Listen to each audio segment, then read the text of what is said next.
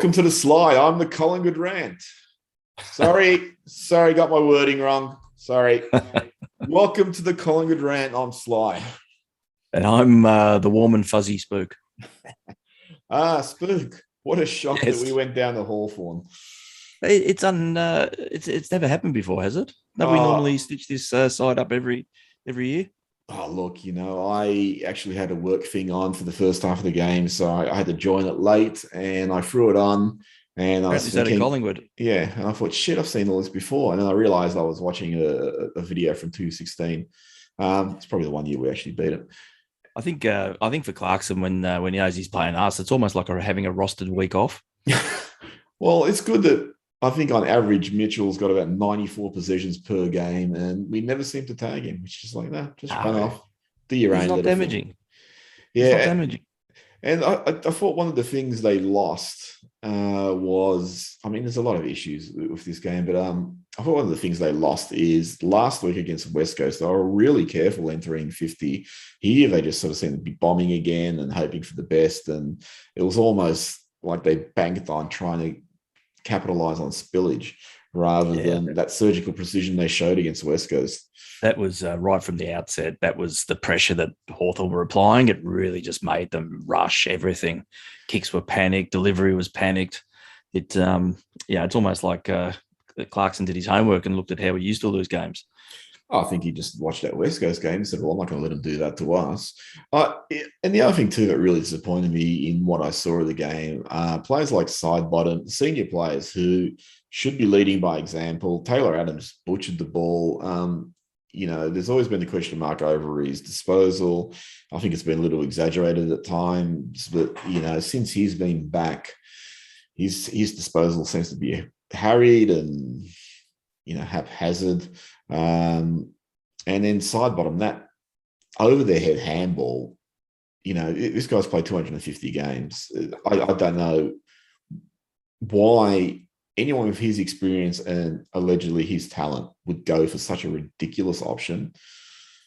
Well, I think a lot of the senior players across the board were really non-events this week, which was probably the opposite of last week when they actually stood up. But at the end of the day, it's still that encouragement thing about seeing the kids run around. I think some encouraging performances there again on offer. It really is, everything's about voting for the future. So you don't really sit there and I didn't actually feel annoyed at the end of the game. I think we're conditioned now, aren't we, to lose to Hawthorn?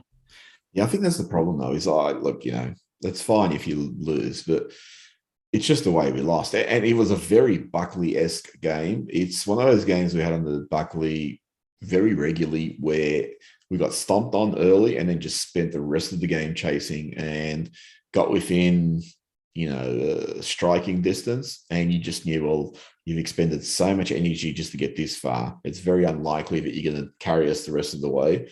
And we did that a lot on the Buckley, particularly pre-218. We had a lot of those games where just opponents would just jump us, and whatever margin they established early in the game would inevitably be the margin at the end of the game. So it was like, with break even for the rest of the game, it was just that start. And to be a little bit fair, just a little bit, it's not about effort given you're down 49 points and you've lost by 19. I understand that Hawthorn's probably drop their intensity a bit, but for what we need to be doing, which is rebuilding this club, a lot of those kids are showing quite a bit of promise for the future, and you'd hope that, well, okay, maybe the future isn't as bleak as we've all assumed it's going to be, but still, the thing that is constantly evident is our lack of key forwards, genuine key forwards. It was absolutely baffling why Elliott was almost like the go-to target, especially considering that obviously Clarkson anticipated that and had his two talls down there all the time, intercepting everything that was coming in. But just trying to get Elliott one out was just odd to watch. Yeah, and it's that sort of thing too, where the good thing about West Coast is they sort of bombed at the beginning and then they reassessed and they changed up the way they played. But from what I saw of this game, it was like they were just sort of doing the same stuff and just trying to get it to work. And there was even a bit of a sense of the way they played last week with that audacity. It's almost like they went into millionaire mode now. It was like, oh, well, we can just pull anything off. And that's why Sidebottom tried that insane handball. And, I think sometimes you get players who are very highly skilled and bank on the extreme option rather than the simple option. I mean, I've always said, like, Peter Dacos is a legend of the game. And the reason he's a legend is he didn't try and do freakish things when they weren't required. He just did the basic stuff, which is something that I think a lot of players don't realize is, sometimes you just do the simple stuff and let that carry you all the way. And then when you need to be freakish, you're freakish, but you don't try for the extremes just for the sake of it. Yeah, no, I mean, definitely the skills was a major issue there for the bulk of the game too. Chris Mayne announced his retirement, so I don't imagine they'll drop him with just 2 weeks remaining after an inauspicious beginning at Collingwood. He's been a pretty handy player. I recall 2018 we gave him backhanded compliments in saying he was great defensively. He always put his body on the line, but he had that tendency to kick backwards or sideways and take too many safe options. And then in 2018 finals, he's pretty much player of the finals for us. He really sort of went to another notch. And if we won that grand final, he might have been a Norm Smith medalist. Also, yeah, look, I actually, just on that, I came out of that game, once I'd calmed down about 4 months later. I thought, to me, he was one of the great standouts. I think he laid about 14 tackles or something, which is an all-time high in a grand final. And just out of curiosity the other day, I went and looked at the Norm Smith votes, because I don't think it's anything I ever really bothered to look at before. And he didn't poll a single vote from anyone, which was staggering. Taylor Adams wasn't far off. Whoever won, I can't remember. What's his name? Shuey, wasn't it? Sheed or Stewie? I don't know. I can't remember. I was really long gone by the time they were announcing that. So, I was surprised with that. I thought he would have been definitely a Norm Smith medalist if we'd won, but I don't know whether those people who voted are competent or not, to be honest. I don't know. You go back to the 210 grand final, I actually wouldn't have had Pendlebury as the Norm Smith medalist. No, I had Sidebottom as clear best on. Yeah, I had Sidebottom or Daisy, and if they picked it on both grand finals, which they probably should have done, it definitely would have been one of those two. Pendles is good, but I just thought those two were Sidebottom was our best there, and it was a game obviously where we had a lot of good players. Who we play next week? Brisbane or something? I don't know. Yeah, Brisbane. Brisbane. Then that's 2 games to go in halves of illustrious career. Yeah, well, at Collingwood. I do hope they drop Josh Thomas and they play Josh Dacos or Bianco or whoever. I appreciate Chris Mayne's probably going to stay there until his last 2 games at Collingwood, but I would like to see a bit more experience pumped into any of the youth, anyone who's got less than 50, 60 games. I think so. I mean, realistically, you look at those 2 games, we're probably would be massive underdogs in both of them. So it's really just going to be about that final clap of experience, I think, moving forward. Yeah, and I got to give Essendon credit because I really thought they'd just be a shit fest this year, but they've actually been pretty good. They traded they traded well and they got a good return, and they've picked some really good talent out of the draft. And Rudden, who looked like he was clueless last year during the transition, just sort of seems pretty composed and got them playing generally pretty good football. So actually, I hope they make finals this year and lose the first one and continue that impressive streak they've got going. Well, I think the way it's a very mediocre year, so I think anyone. That's been kind. Yeah, and I mean, even Richmond, if they could still make the finals, if they were to finish 8th, I'd be pretty worried. Being, anyone in that finals 8 to play them. Seriously, whoever wins the flag this year, it's a roll of the dice. Yeah, I mean, it's great that we never time our ascension to to these periods in history. We always seem to come up when there's a superpower opposite us. Whether it's Carlton in the 70s and 80s and Richmond in 80, they were brilliant in 1980. You could guarantee if we made the grand final this year that they would all test positive for COVID on the Thursday. Yeah, well, that'll be something new at the club. In other news, the petition pretty much Is that still going? It pretty much unraveled because it was incorrectly worded, apparently. What? Yeah, How? I don't know. Wasn't there about 94 lawyers looking at this? I was asked to look at the wording just from an English standpoint, and I flagged a few things and said, "Look, I understand this is legalese, so I don't understand how that works." And I was assured it was fine. In a piece behind the paywall of the Herald Sun, Jeff Brown criticized Mark Corder again. Mark Corder's again. I mean, that's pretty much his full-time vacation now, isn't it? Mark Corder said it was great that, Jeff Brown's come to become reasonable, and he's agreed that we're going to go for these three positions and they're open. And Brown said, "Well, I never said that." And Brown, some of the quotes from the Herald Sun are, "Mark Corder has totally misrepresented what I said. The misrepresentation is typical of the spin that the Collingwood board applies to attempt to stifle the overwhelming desire of Collingwood members to have a vote on who should sit on their board." Well, hang on a second. Don't they have that right? I don't know. I think they do. What's actually stopping anyone who's an eligible voter to rock up if nothing changes moving forward? What's to stop them from rocking up on the day and voting? Doesn't the club throw an open that it's going to be a members' vote? Yeah, and being an AGM, I mean, people can actually, if they qualify for eligibility, but I guess you could probably even get around it given the way Collingwood's done things for the last 23 years. They could actually nominate themselves and say, "Well, I want to be part of this board." The thing I actually found really, I'm trying to be diplomatic, the thing that really annoyed me with this is in this piece behind the paywall of the Herald Sun, where Jeff Brown criticises Collingwood or the Quarter for misrepresenting. Brown misrepresents David Hatley. He says it's clear that the EGM process started by David Hatley was flawed and would have to be started again. From so much for side by side. It's like, well, hang on. This person's now disposable to me. I am going to throw him under a bus. Now, my understanding is the legalese was written by someone else. It wasn't written by David Hatley. That's not his field of expertise. It was written by someone else, and then it was verified externally. So this isn't David Hatley's error. It's not his flaw or anything. There's other people in that group that could have, done something about it. So for Brown to single out Hatley, I think is really poor. I think it's that's a low blow.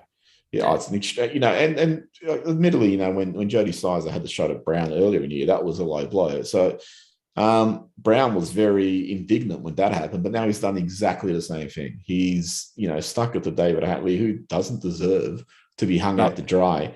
And and there's obviously a little bit of personal bias here because he's a ripping bloke.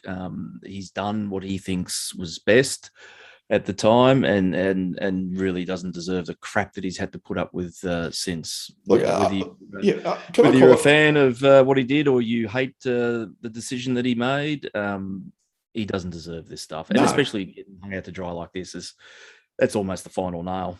Well, look, for me, the other thing too is it frustrates me that we have said repeatedly, we've criticised Brown for being silent. We've criticised Corder for being silent. Border's been silent too, Yeah, his border's been silent too. He's done nothing since he quit as Australian captain. I think it's because all the borders are closed. Yeah.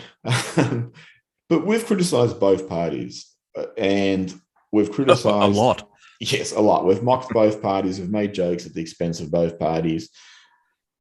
All we've said in regards to what we experienced, we have openly acknowledged that change needs to happen at the club. And we've said on record that, Corder probably has to go. So we haven't backed his presidency in perpetuity. All we've said... Apparently we have, though. But all we've ever said is we believe there's a different path that can be taken to agitate for change. But then you get accused of, one of the comments on our Facebook page, how much did Hannibal Corder pay you for this episode? About last week. Are we allowed to disclose that many decimal points? Look, I got to be honest. This really frustrates me because the world obviously only operates on bribes. This is the only way you could possibly change your mind. And I'm being honest. I'm being fair. If you want to offer us a bribe, we'll be open to consider it. But we haven't gotten anything here. So right Well, now, apart from those big white sacks with the dollar signs on yeah, like the cartoon money sacks. it. I'm diving into Scrooge McDuck's money bin after we've finished this episode. We've also had accusations of being brainwashed. Hang on a second. Is that the right thing to say? Yeah. All right. All right. Is it right if I get back to this? I have to go. Yeah. Yeah. No, that's nonsense. Absolute nonsense. We've been schmoozed. That was one of the better ones. Yeah. I mean, how did that schmoozing go for you? Well, I actually wrote to Warner Brothers and I said, look, you're bringing a new Batman movie out. How about the sequel? We have a villain, Dr. Schmooze. And his power can be just his power to convince people by schmoozing him. That's true. Well, actually, I'm thinking of going into business and sell beds. I might call myself Captain Schmooze. Yeah. That would be a pretty good franchise, I think. It's not a joke, but it'd be a good franchise. Well, yeah. So apparently, in the world we exist, the only two ways you can change your mind are either you're bribed or you're manipulated, schmoozed, whatever. Well, if you schmooze, you lose. No one in this world ever just sort of talks to someone and goes, okay, I have some new information now. I might change my mind based on the new information at hand. There's It's also too, I mean, because clearly we were schmoozed, but you'd have to then respect the absolute superb tactical implementation of that schmooze. Because as we know, we're probably two of the biggest power brokers on the planet today. Yeah. And to single us out and schmooze us in the manner that we were schmoozed is it's incredible. I mean, it was just I didn't even know it was happening. Did you know it was happening? No. I mean, I didn't know it was happening until I read about it on the internet. Oh, it's happened to and the internet people. never lies. Well, I mean, you look at it and you think 4 separate people spoke to these people and then came away and said, okay. Yeah, well, that's a problem, though, because they only schmooze 4. They were meant to schmooze about 15,000 of them. Oh, well, in a big room. Yeah. The other thing, too, is, there are other people who had the opportunity to be schmoozed. And it's like, schmoozing's not for everyone. But if you're so sure of your convictions, why not go and have these meetings and go, well, I've heard all you have to say and I'm still going with what I want to do. Why are you afraid? Maybe there's a preference there for being splooged. Well, isn't it a little bit hypocritical that, as we established last week, the offer was put to the group that, by Mark Corder and by Paul Licuria, look, we're happy to have a coffee, just have a chat. Obligation-free chat. He was wearing a velvet suit that day too, I remember. But that was like stonewalled. It was like, no, that can't be an option. But there was a Jeff Brown pipeline into that group. Wasn't the irony delicious? Yeah, that to me is, that's hypocritical. It's like, and the thing is, look, great, you want to talk to Jeff Brown. But you know what? Then why can you not do the opposite and talk to Paul Licuria or talk to Mark Corder? David Hatley spoke to a lot of people. He spoke to Licuria, he spoke to Corder, he spoke to people in Brown's camp, he spoke to independent people like Richard Stremski. So he got a lot of information from a lot of different sources, and yet people running around going, oh, he was brainwashed. It's like, oh, okay. How was he brainwashed given he was getting information from all different sources? I don't know. Was there some sort of mind control device involved? Was there a Ferengi? Well, the other thing too is there's a question: are Licuria and Corder happy to meet with everyone who signed the petition? I have never spoken to Mark Corder, but actually, I think Paul Licuria would probably meet with everybody and hear them out individually if he had to. I'll tell you what really frustrates me too is early in the group, I put it to someone: look, what's the end game here? And you and I talked about this. What's the end game? Is just to spill the board? Well, what's the point if there's no alternative? And there's sort of the hope that, oh, no, it'll invite alternatives if you spill the board. So then, if you build it, they will come. And if you look at what is coming out of the group through, message boards and that sort of thing, it's like, it's all about democracy. And we talked about this last week. It's about democracy. Surely if it's about democracy, then what you should be agitating for is saying every 4 years, for example, every 4 years, we want to vote on the board. We want to be able to hold the board accountable and elect whether they get to stay or we're voting them out. How is it democracy that you're going, we just want this one AGM and that's it, we'll be happy? What if you elect another tyrant? They dislike Quarter. What if you re-elect Quarter and he stays for another 28 years? Is that still democratic? Surely we just get some more signatures.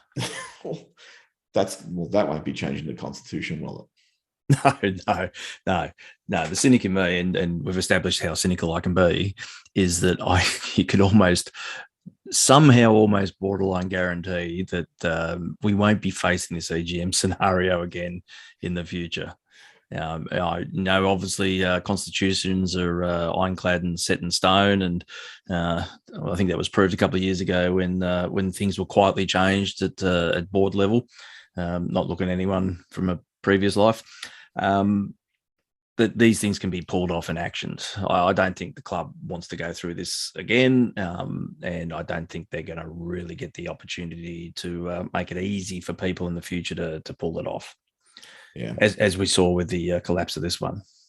On our YouTube comments from Grumpy Couch Potato, that sounds like a curmudgeonly man. If Quarter and Liquor want to state their case, what's wrong with them doing it at an EGM? Nothing. We never said there's anything wrong. And just as we're saying equally, there's nothing wrong with them stating their case now. And just as we've repeatedly implored Jeff Brown, tell us something. We've asked that of everyone. I think in our current climate that finger pointing isn't exactly a popular way to win people over. And it'll be interesting. So how the incumbent board will spin things if Alistair Clarkson signs with Carlton, the Suns, or West Coast. The funny thing is there's a grand assumption that Alistair Clarkson can't make up his own choices or his own decisions, rather. No. He may simply choose not to come to us.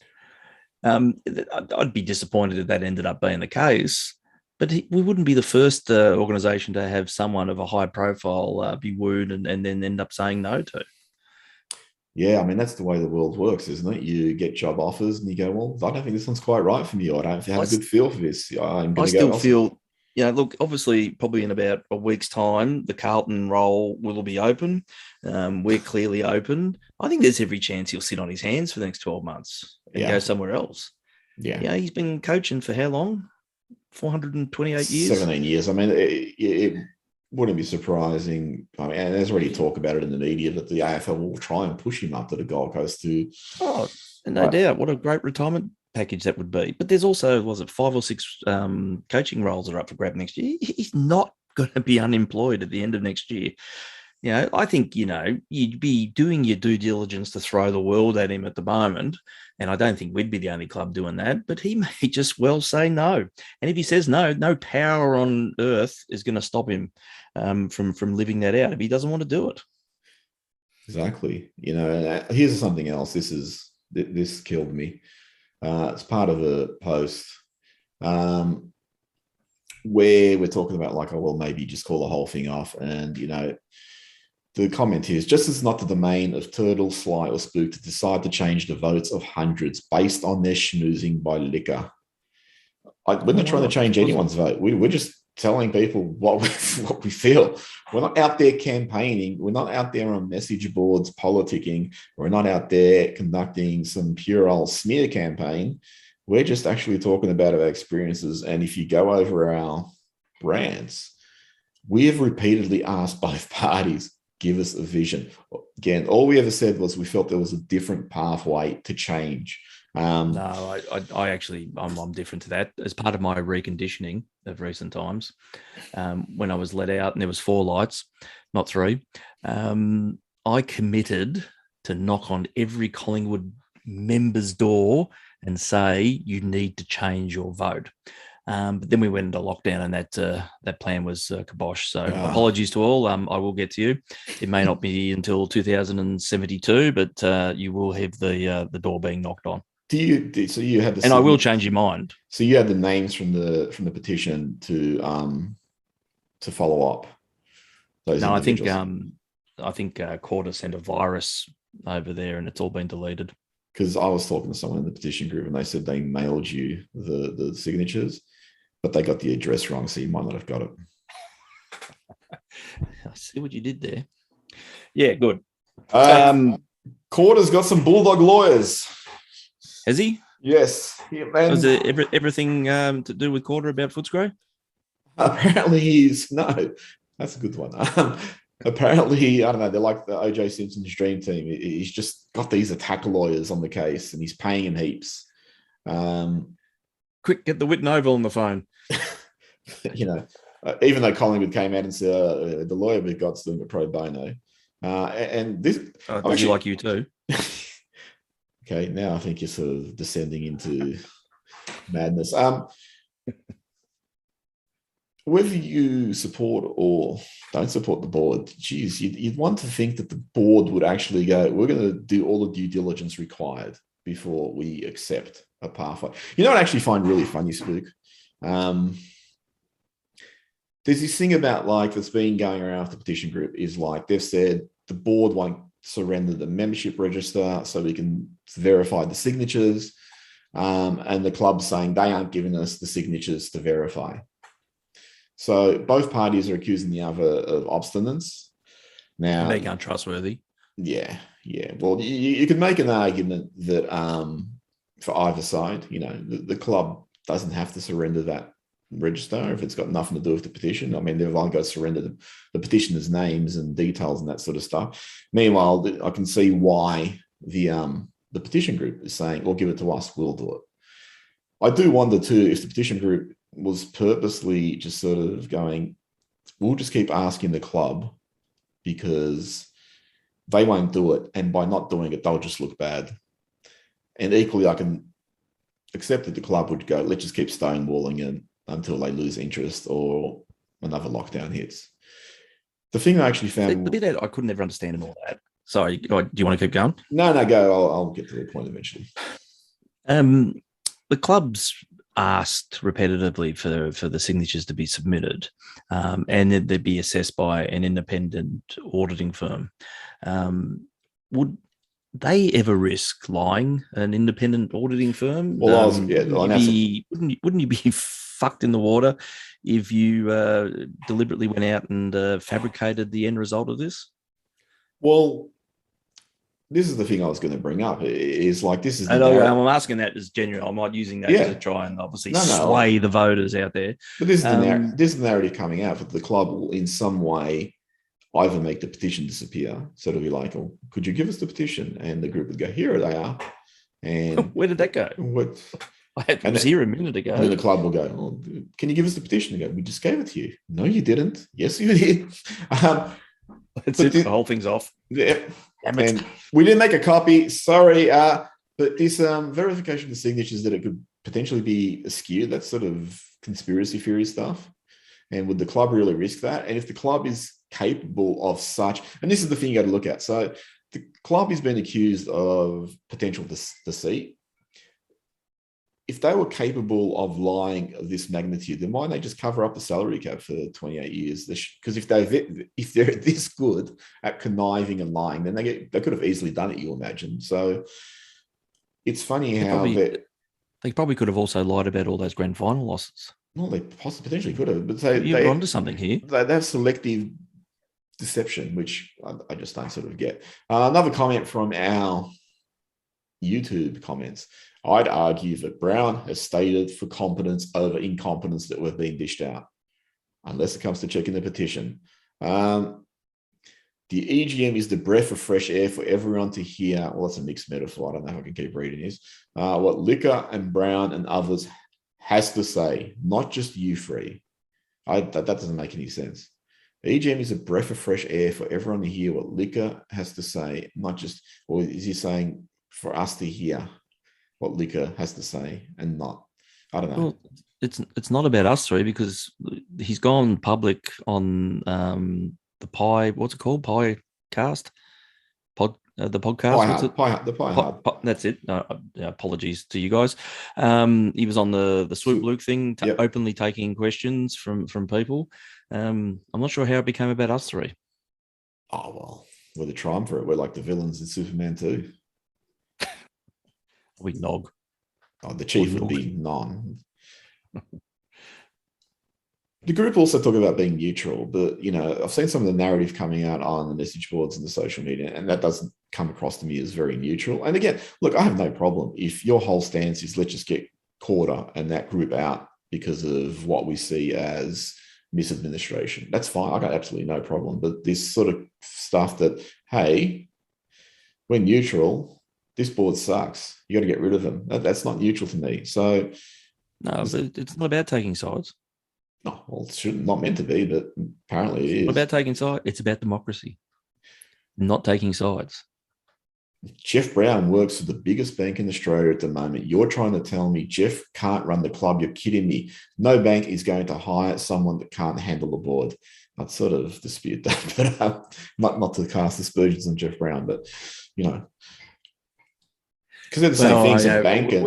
When it comes to talking about highly loved organisations in Australia, banks are always my number one go-to. Yeah, for empathy, understanding, trust, honesty. No, I think there's a point there. Yeah, they're wonderful places. They breed the most wonderful people.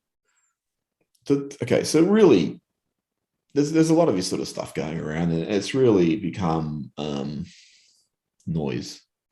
And the reality is what we did and what David Hatley did was just go out and hear more and then reevaluate where we stand. And as I've said repeatedly, we know the club needs change, and we know it needs change at the highest level. The only thing we disagreed with is the pathway of just spilling the board. We said that we can actually agitate for change diplomatically. And, I think given everything that's happened, aside from what we've, been talking about, I think the board has gotten quite a scare, and they'll probably reshape the way they look and the way they do things and all that sort of stuff. We all want the best for Collingwood, but there's different ways to get there. And that's all we've ever actually said. So I don't know. I mean, I find a lot of the noise just now distracting. It sort of went from any level of poignancy to like a little kid, just sort of constantly. It became like effectively like a grade 3 squabble. Don't vote for Mark, he smells. It's pretty much the level of criticisms you're hearing now.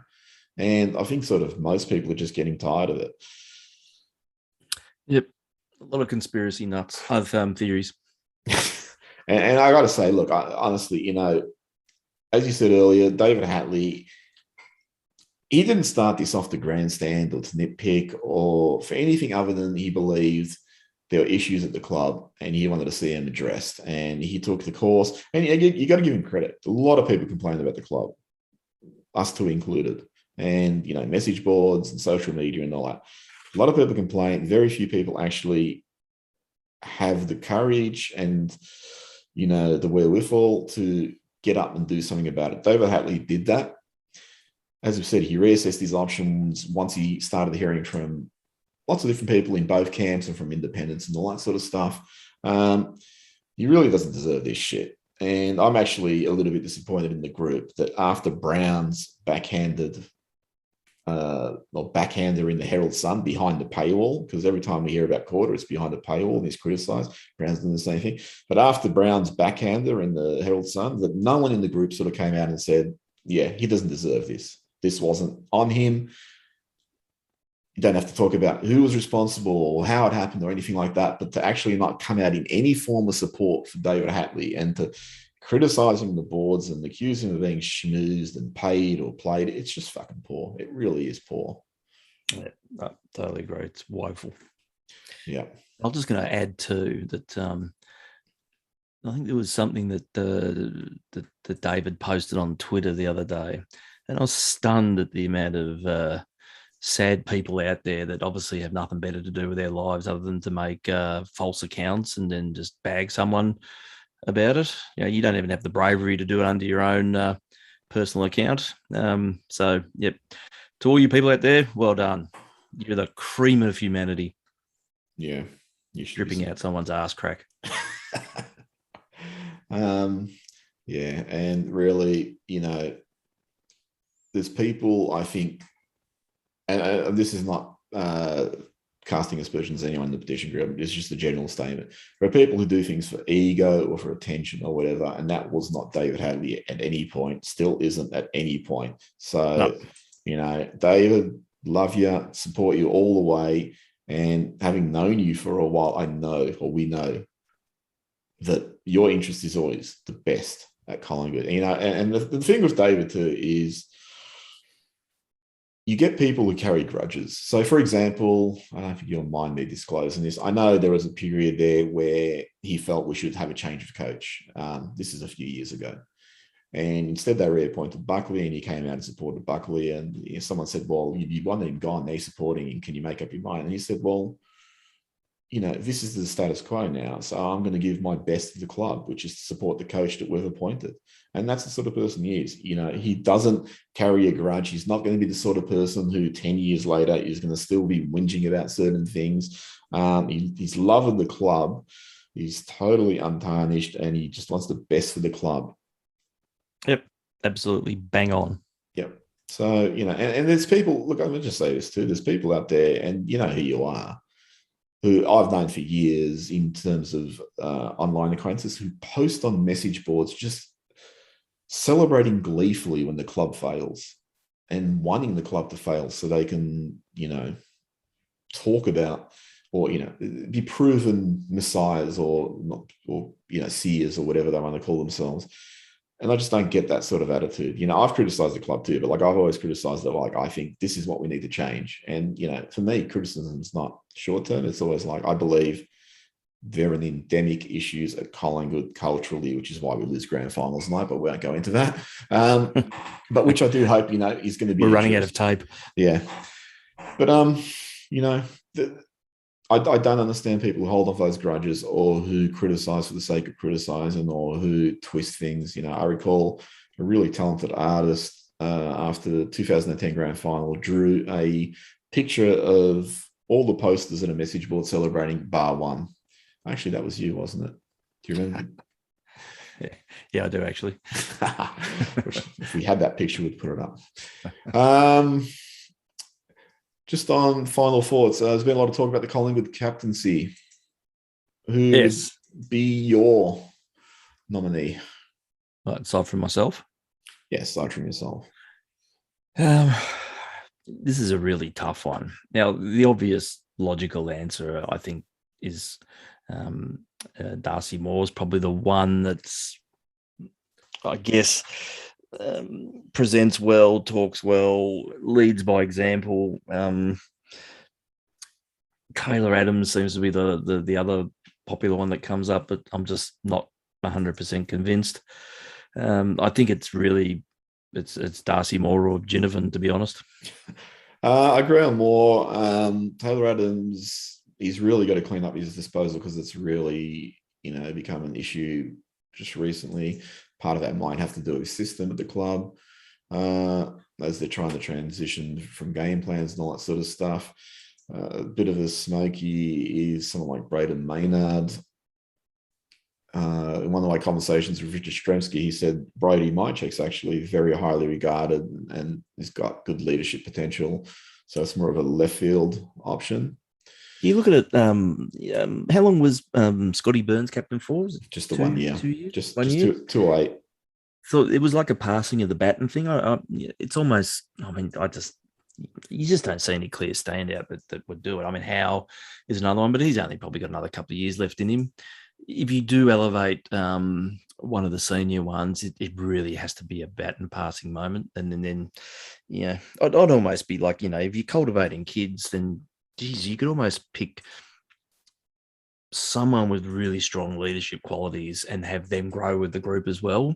Would almost feel like it would be a statement to make.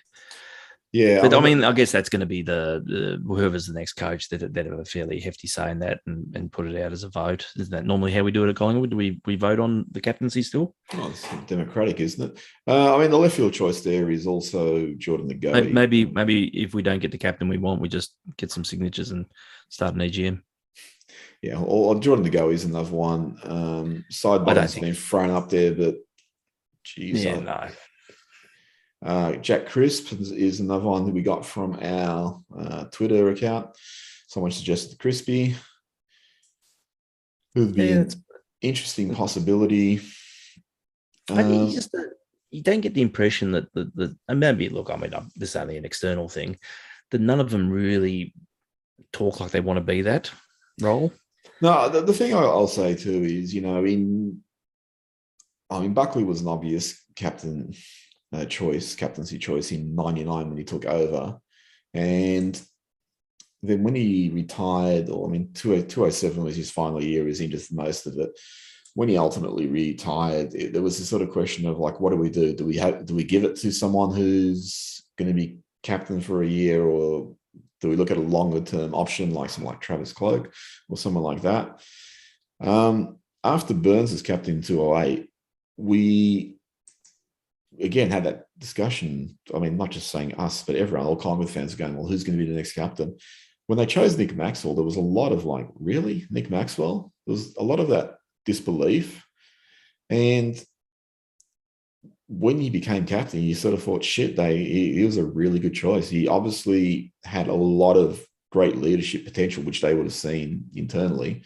And, he might not have been the best player or anything like that, but he never left anything behind. He gave it his all. So I'm actually curious where the club evaluates, or who the club would evaluate as a potential captain choice, because there might be just sort of a left field option that we just haven't seen. I mean, Brady Grundy is another one potentially, even someone like Jamie Elliott. But again, we don't know what these sort of guys are like behind closed door in terms of how vocal they are, and, how much on field they tend to be marshals, or whether they're followers. Yeah, no. There's one thing I don't want them to do, and that's appoint co-captains. Make a decision and stick with it. Yeah. Jack Magnan, maybe. Yeah. Anyway, that's it from us. Oh, really? Yeah. Okay. So Brisbane next week. Tip. I can't remember if I asked you. Do we know where we're playing or anything yet? Is anything happening? We're not in Victoria, are we? Were we moving somewhere? Who knows? We're meant to be over there, but I mean, I don't know. Will they let us in? Are they allowed to come down? Where did they play last week? I got no idea. No, fucking, I'm not. It's too much like hard work following everything there. If you recall, when we played them the first time around, we were meant to be playing them over there, but there was a COVID outbreak, so they got swapped. Here. Yeah, I'm just looking at the fixture online. It just says date and time to be confirmed. So I don't know. Yeah, they've been in poor form for the last month, but they had a good rousing win on the weekend. I think the most optimistic thing is that we're looking at the fixture like that's actually going to have a bearing on the result. No, that's it. I've got a bag with some skulls and feathers in it that says that we'll win by 80 points. Okay, sounds good to me.